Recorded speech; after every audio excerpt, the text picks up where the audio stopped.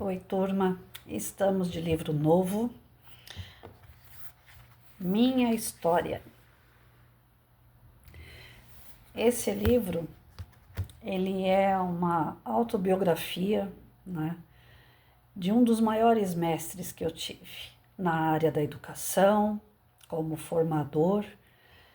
Ele foi meu professor de matemática no Ensino Fundamental 2, isso na década de 80.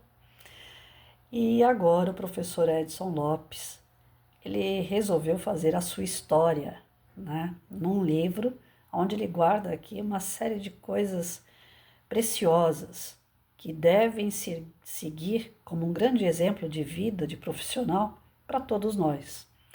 Então eu acabei o livro que nós estávamos fazendo sobre princípios e valores, né, dentro de um quadro político, e dentro desse contexto, não que meu professor tenha um cunho político, que ele tenha uma pretensão política, nada disso, mas ele tem os princípios e valores que correspondem àquilo que nós buscamos para o fortalecimento, né, de conhecimento diante de atitudes políticas. Não que ele seja político, volto a repetir, mas a sua conduta moral de princípios e valores nos servem como exemplo a ser seguido para que a gente possa desenvolver isso em todos os setores da nossa vida, mas principalmente como fortalecimento para que a gente possa ter as nossas lutas diante de uma política.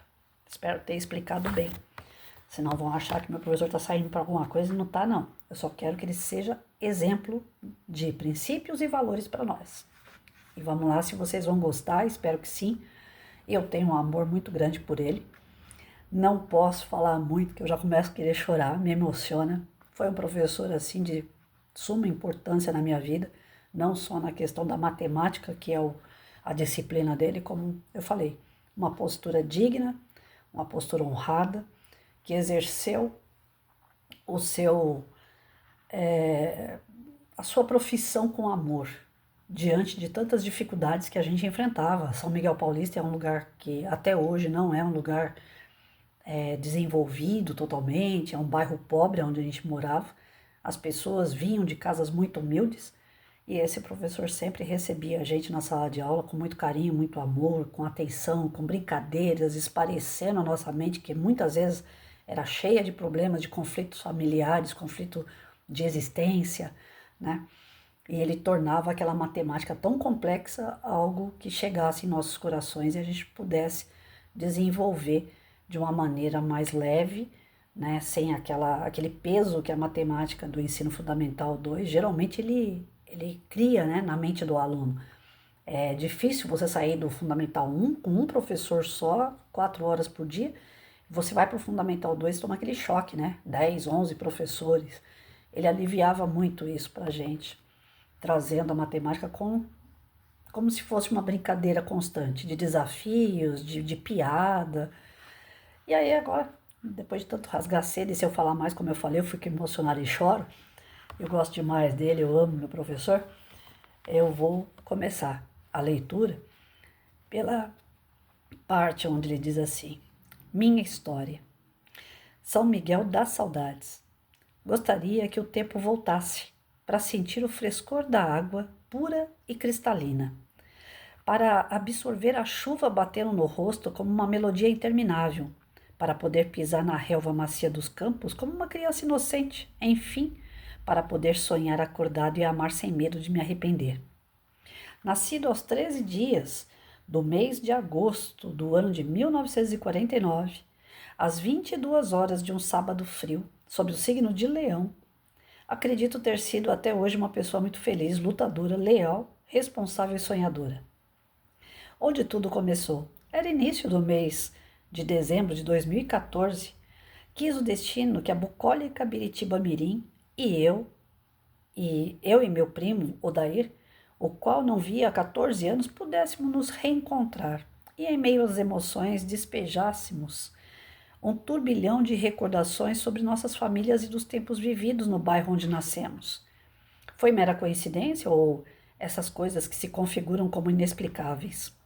Naquele ano, adquiri uma chácara na cidade mencionada e lembrei-me de uma rápida passagem dos idos dos anos 70, de um terreno comprado pelo pai de meu primo, o senhor Odilon Alter, naquele local. Rapidamente me vi em frente de meu computador, sequioso por alguma informação, endereço ou telefone que me remetesse aos áureos tempos de convivência com a família Alter. Fui bem sucedido em meu intento, e como passe de mágica lá estávamos nós, tomados pelos sentimentos de belas recordações e ansiosos por nos vermos pessoalmente. Não demorou muito, e como foi dito no princípio, a pequena cidade tornou-se o cenário de tudo quanto irei relatar nesse documento. Vindo de Portugal, meu avô Francisco Lopes contraiu matrimônio com Maria Morelli, a qual recebeu seu sobrenome. Maria era irmã de Michelina, ou Miquelina, Carmela e Nica. Desse casamento nasceram nessa ordem os filhos Luís, Adélia, Leonor, Henrique, Nair e Carmélia. Luís uniu-se a Brandina, que era viúva.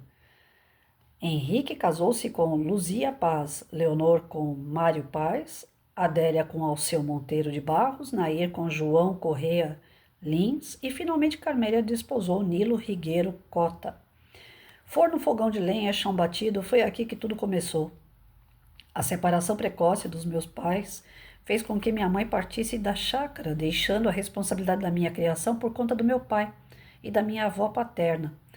Naquele tempo, o bairro não possuía em suas vilas periféricas nenhum tipo de infraestrutura, ficando as mesmas ausentes de iluminação artificial, asfalto, água e esgoto.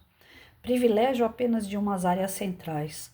Mesmo assim, apesar de sofrer durante o período de chuvas com a lama que cobria totalmente as ruas da Vila Nair, o que não nos livrava de tombos homéricos, principalmente nas noites escuras, éramos felizes, pois quase não havia violência, assaltos ou crimes de quaisquer espécies. As compras do mês eram subsidiadas por cooperativas conveniadas às fábricas do bairro e o pão e leite entregues de porta em porta todas as manhãs pelo seu Francisco, um dos antigos moradores da vila que utilizava como veículo uma carroça fechada puxada a cavalo.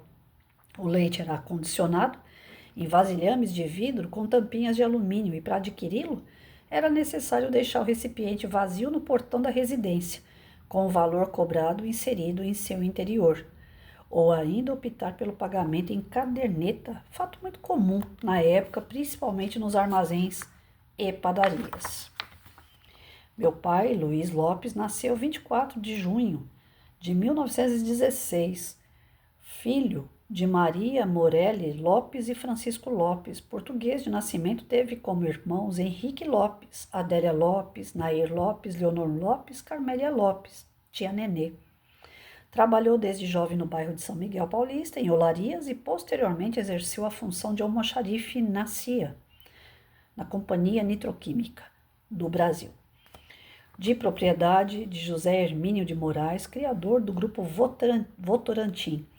Ali permaneceu até conquistar sua aposentadoria. Seu hobby, em virtude de sua formação musical, era tocar requinta e clarineta na banda do Círculo Operário de São Miguel Paulista.